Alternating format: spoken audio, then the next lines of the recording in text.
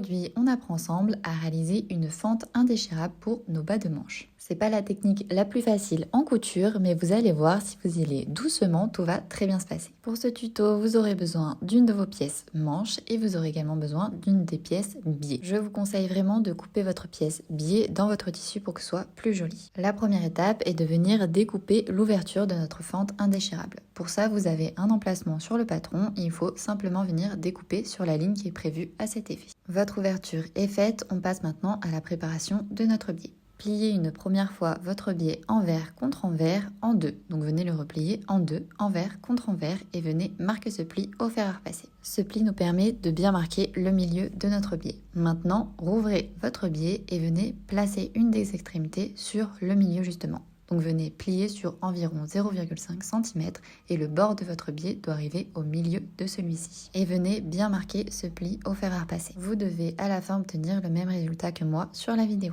On vient maintenant placer notre biais sur notre ouverture de la fente indéchirable. Pour ça, passez votre manche sur son envers. Ensuite, placez l'extrémité du biais qui n'est pas repliée sur l'ouverture que vous avez fait en pensant à laisser dépasser un petit peu le biais.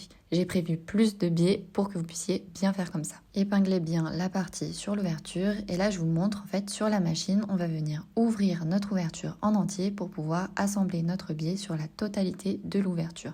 Mais pour ça, il faut y aller étape par étape car comme vous pouvez voir, il y a des petits plis qui se forment mais nous on ne veut pas de petits plis. Je vous montre tout ça avec la machine à coudre. On va venir assembler notre biais à 0,5 cm du bord. Je commence ma couture en faisant une couture du coup à 0,5 cm et je fais une couture classique. Donc je commence avec un point d'arrêt comme toutes les coutures. Je viens ensuite continuer ma couture et je vais venir continuer ma couture jusque sur le haut de mon ouverture. Donc je vais vraiment aller jusqu'au bout de la pointe. Je dépasse de 1 ou 2 points ma pointe et je viens ensuite planter mon aiguille. Ensuite, je viens lever mon petit presseur et vous voyez, je fais pivoter pour pouvoir placer correctement mon biais sur la deuxième partie de mon ouverture. Avant de recommencer ma couture, je pense à bien faire passer tous les plis qu'il y a sur le côté de l'autre côté de mon aiguille, donc sur la partie que l'on a déjà cousue.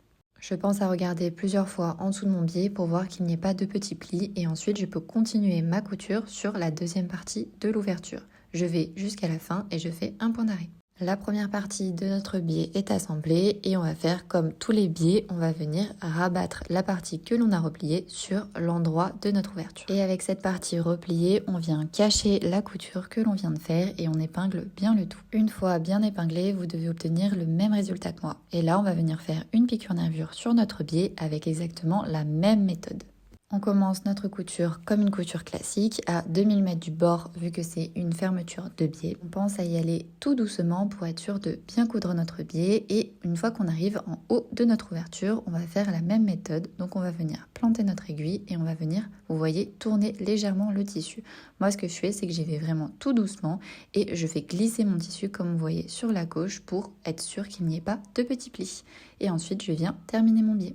Votre biais est maintenant assemblé à votre ouverture. Maintenant, vous allez venir placer votre biais endroit contre endroit et on va venir faire une petite couture en diagonale sur le haut de celui-ci. Donc sur le haut de votre biais, vous venez faire une petite couture en diagonale mais en ne prenant uniquement que le biais. Une fois cette petite diagonale cousue, vous avez bientôt terminé votre fente indéchirable. Comme vous voyez, il y a une partie qui se place sur l'autre partie. Pensez à faire en sorte que la partie qui se place sur la partie, c'est la grande partie car c'est notre devant de manche. Pour être sûr que rien ne bouge, moi ce que je fais, c'est que je viens replier mon biais vers l'intérieur et je viens faire une couture à 5 mm pour le maintenir vers l'intérieur. Une fois bien maintenu, votre fente indéchirable est terminée. Vous pouvez venir couper l'excédent de biais pour qu'il soit bien en phase avec votre manche. Et voilà, vous venez de réaliser votre fente indéchirable. J'espère que ce tuto vous aura plu et surtout vous aura aidé. N'hésitez pas à me le dire en commentaire et abonnez-vous pour retrouver toujours plus de contenu sur la couture.